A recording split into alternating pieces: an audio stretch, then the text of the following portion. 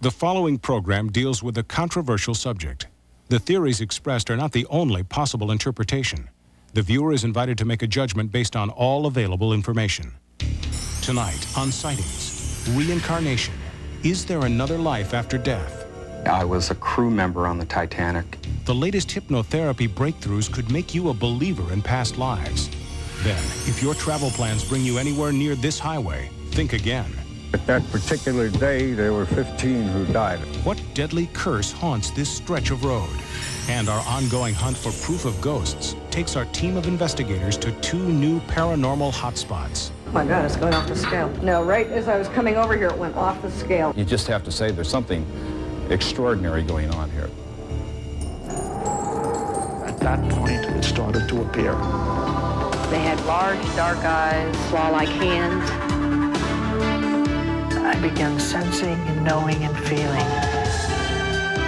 I do believe in life after death. I mean, I've been there. We have not scratched the surface of what the mind can do.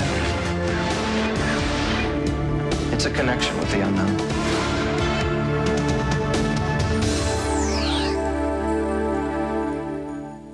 During construction of a highway, the New Jersey Department of Transportation unearthed evidence of an ancient Indian settlement. Native Americans warned that anyone involved in paving over this sacred site would be cursed, a warning that turned out to be more than just an idle threat. Many cultures still maintain a powerful belief that certain places on Earth are sacred and should not, must not, be tampered with. Burial sites are among the most sacred of all places, and there is almost a universal belief that the dead must be left to rest in peace. If they're not, a curse may follow those who dare violate the sacred ground. Some Native American tribes follow these traditions to this day. They warn of grave consequences for those who disturb their honored dead.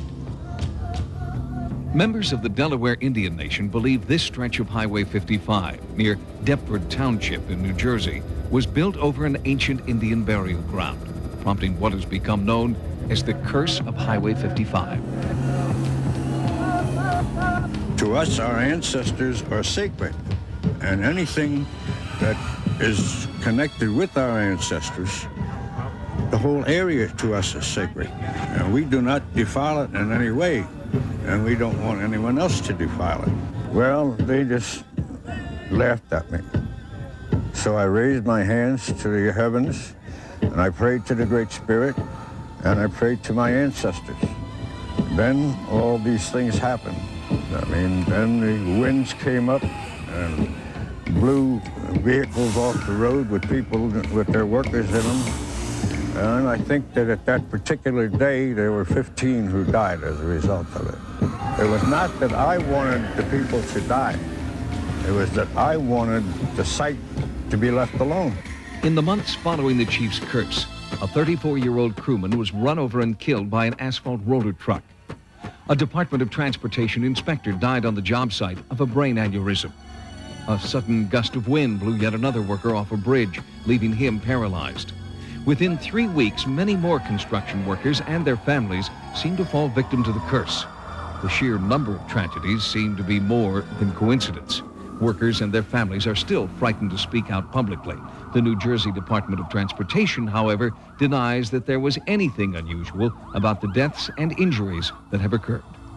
Highway 55 was already well under construction when Gloucester County historian Robert Harper first heard rumors about what was happening at the site. And it seems that several of the bulldozer operators were in a Deptford tavern, and they were elusive mouthed. They were boasting about how they had disturbed these Indian graves. Denied access by the New Jersey Department of Transportation, Dr. Harper became obsessed with Highway 55. Unable to stop construction through government channels, Dr. Harper and the Historical Society brought their findings to Chief Wyandotte, the spiritual leader of the Eastern Delaware Nation and a direct descendant of the ancient people who lived on the site in question. They came to me as the shaman and asked me what I could do about it. So I went to them and I talked to them, and the state archaeologist said, oh, there's nothing here except some pieces of pottery and items of that nature. The Department of Transportation admits they were surprised to find what they believe is an Indian campsite. They pulled thousands of artifacts out of the site, but deny finding evidence of human remains. Most of the time we know what's out there. But in case once in a while there is something that we do miss, we do have a procedure, and it works. Construction was temporarily halted, and that site was also investigated. This is one of the earliest artifacts we found. It's either a knife blade or a spear point. This dates from roughly about 6,000 BC. The few bone pieces we did find, and I'll be glad to show them to you, are not human. They happen to be deer. So there was absolutely no evidence of cemeteries or any other type of burial. Chief Wyandotte doesn't agree. He believes the site is sacred, and anyone who disturbs it is cursed. I said, if there was a village, then within 100 yards in one direction or the other, there would have to be a burial site. Because after all, they didn't have horses, they didn't have any other means of transportation, so they had to carry the body and bury it. The soils are fairly acidic, and organic remains do not last very long, 200-300 years tops, before they completely disintegrate into the soil. So I said, well, even if there's no bones left, there still was a burial site.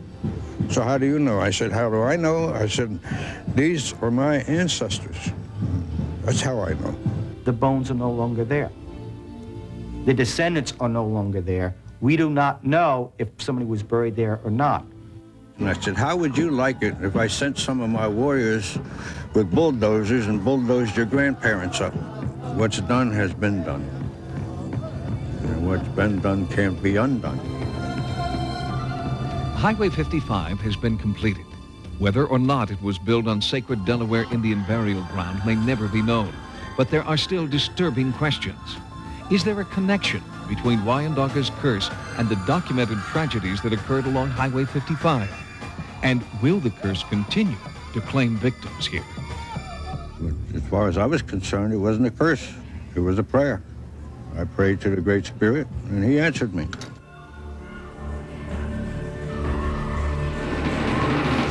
Coming up next, reincarnation. Is there another life after death? I was a crew member on the Titanic. The latest hypnotherapy breakthroughs could make you a believer in past lives. And our ongoing ghost investigation takes us to 2 new paranormal hotspots. You just have to say there's something extraordinary going on here.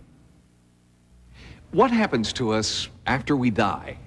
Many religions believe that we're reincarnated, that the soul is transferred to another body and we live again. And now, some modern researchers believe proof of reincarnation exists. Through hypnosis, many people claim they can recall past lives. I absolutely believe in reincarnation. I was a Japanese man. I've been a silversmith. I've had many past lives as warriors. I worked a printing press, and this was in about the 1780s. Over 3,000 people claim to have recalled past lives working with author and reincarnation teacher Betty Binder. Reincarnation is the process by which the soul, which is our spiritual essence, at the end of a lifetime, when the body dies, leaves that lifetime, leaves that body, gets into a new body and starts a new lifetime. Does reincarnation exist? Under hypnosis, Betty's clients try to reach back in time to a time before they were born. They are searching their unconscious for evidence of past lives. The technique is called regression therapy. Once hypnotized, subjects seem to relive previous incarnations, recalling historical events, people, and foreign places they have no knowledge of. Subjects say their previous lives come to them like snapshots from the past. The philosophy behind reincarnation is that the soul has chosen to get into a physical body in order to learn something. We are choosing to incarnate in each lifetime because we have certain lessons to learn in each lifetime. Regression therapists work with people who want to go back in time and explore the possibility that they've lived before. The first step involves total relaxation of mind and body. Now take a stream of white light down through the top of your head. Let it run through your body head to toe, as if you were sitting under a waterfall. Some people try past life therapy out of curiosity. Others hope to learn if problems in this life are linked to traumatic events in a past life. One of Betty's clients sought help for his clinical depression after traditional therapy failed. Betty and I went back to a past life when I was happy flying, which happened to be a World War II fighter pilot. So for instance, something that gave me pain or gives me pain during this lifetime is cause for exploration of past lives. I'm in the cockpit, October 3rd, 1940. Down below us, maybe 3,000 or 4,000 feet, are some, looks like German fighter planes. I begin firing my gun, and just as I do so, I feel some sensation, like some thudding into my plane. I am hit, but I don't feel pain. I'm just incapacitated in my plane. I've lost control of my plane. I'm at full throttle going straight into the ocean. Disintegrated. I'm floating. In 1988, my entire world fell apart, and I went through some traditional therapy. It was at that point that I was really grasping at straws to figure out what I was going to do. I guess you would call it a clinical depression. And it was at the point that I started working with Betty, incorporating this therapy, that things really began to change. Darrell Rooney had a profound fear of drowning. Working with Betty Binder, he recalled past events that could explain his debilitating phobia. Holding on to a railing. It's cold and wet. I'm angry and frightened because I'm stuck here. I'm looking out into the ocean, and I know that all the lifeboats are out there. I was a crew member on the Titanic, down in the engine room. The ship is in trouble. And I don't want to die. I don't want to go down with this ship. I can remember screaming all around me, and then all of a sudden, things turning upside down. And the most disturbing thing is timber creaking and stretching and cracking in ways that it's not supposed to. Up until then, I've felt a sense of gravity, and now it's all upside down. And ropes, I'm caught up in ropes. I'm being dragged under. I can feel a rope wrapped around here, and I can see portholes of the ship. I'm being pulled under by these ropes. I'm being pulled down with the ship. And this is a really frightening thing. I watched myself tied up in the ropes go down, down, down, and I can see the stern of the ship, and it disappears into this black fog water. The Titanic sank in 1912, 40 years before Darrell was supposedly reborn in his present life. During regression, he was able to reveal the name of the sailor his soul had previously inhabited. I just opened my mouth, and this word came out, Brooks. Brooks, my name was Brooks. We later got the crew list and found the names on the crew list, which was astounding to me. That moment of seeing them on there just made me think, this is real.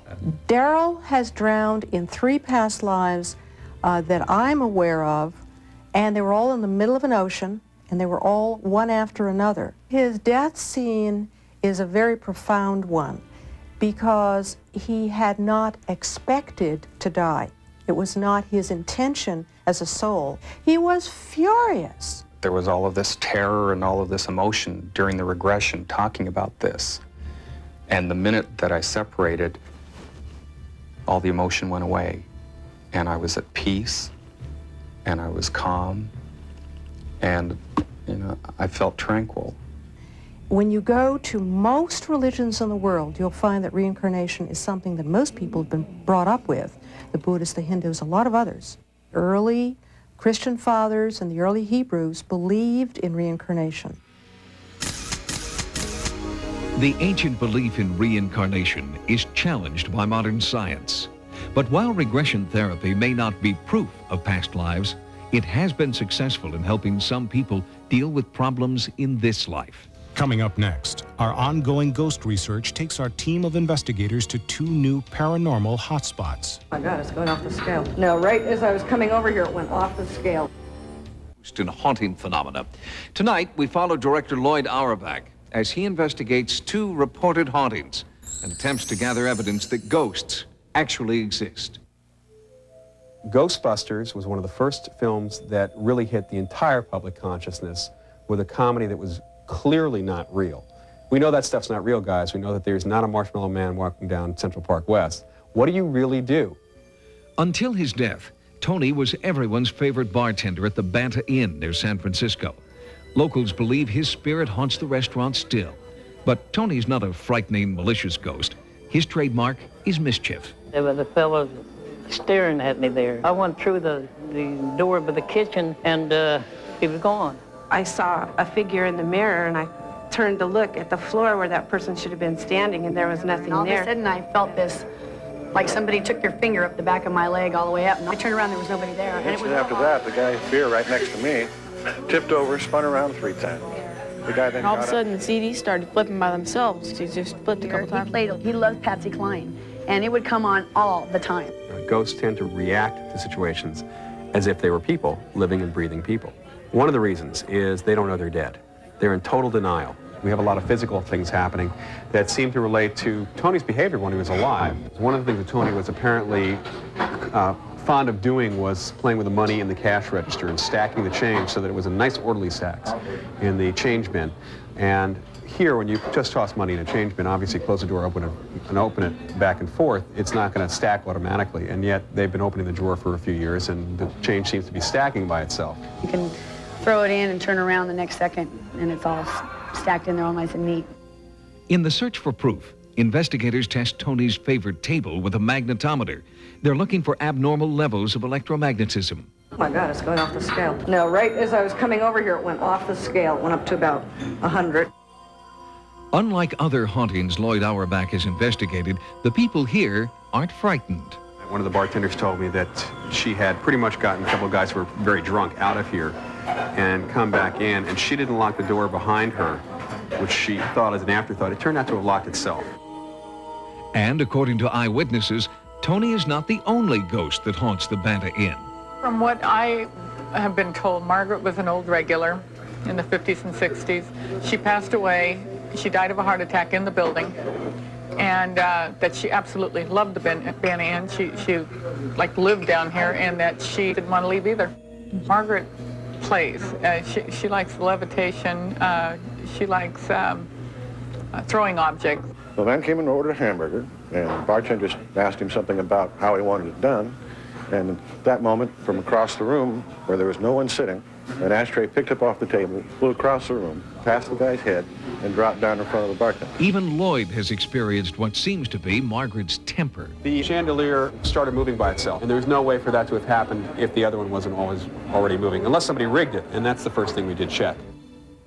In another haunting case at the Moss Beach Distillery in California, a deluge of eyewitness reports warranted more sophisticated diagnostic tools. Yeah, what we're installing are 3 different types of motion detectors: an infrared detector, a microwave detector, and an ultrasonic detector. In addition to the detection devices, Auerbach has assembled a team of psychics who will attempt to make contact with the spirits here.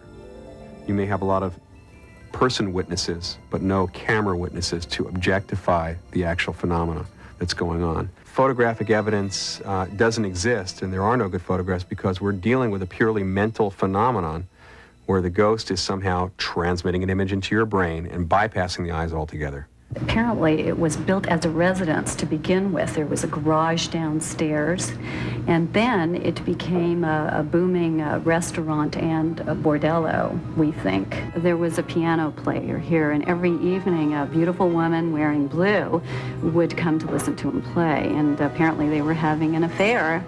The only problem was that she was married and her husband was very jealous. And one night they were all here at the same time, and a fight broke out, and they ended up on the beach. and a stabbing took place, and apparently the lady in blue, was killed. And then she came back here to haunt the place. The blue lady is quite comfortable with us, and we're comfortable with her. We'll protect her, I think, as much as we can. She pulls a lot of pranks. I guess one that I can remember is the funniest is that a waitress in the kitchen towards the end of the evening got smacked in the rear end with a spatula, and there was nobody in the kitchen. We recently installed a heating and air conditioning system, and I spent the better part of one day programming these thermostats so they would go on precisely the time pre-designated and so forth. The very next day, I came into the restaurant and every single setting on the thermostat had been changed. And it would take at least 30 minutes for somebody to do that if you knew how to do it and if you knew how to unlock it. Coffee machines will turn on all by themselves and start dumping coffee out. At one point or another, I think everyone on our waitstaff has heard someone calling their name. I think it's just mischief. She probably gets bored and likes to play a couple of pranks. Let us know that she's around. Despite their battery of detection devices and psychic input, the Blue Lady of Moss Beach did not appear during their investigation. But Lloyd Auerbach is encouraged by the data that has been collected. There is definitely something anomalistic or psychic or whatever you want to call it going on in this place. We can go in every few months, let's say, and we can ask if anything new has happened and start really getting a fuller picture. Is the Lady in Blue imaginary, or could her failure to materialize be just one of her pranks? I personally believe this is happening because I take a lighthearted approach, and since most people have a sense of humor, I think most ghosts do too. Thanks for joining us. For Sightings, I'm Tim White. Good night. Is Princess Di the victim of an uncaring and unfaithful husband? Are her alleged suicide attempts really a desperate cry for help? Next Friday, Fox takes you behind the closed gates of Buckingham Palace to uncover the truth behind the shocking rumors about Princess Diana. Di, Prisoner in the Palace. A Fox special next Friday after America's Most Wanted. Now stay tuned for Hidden Video.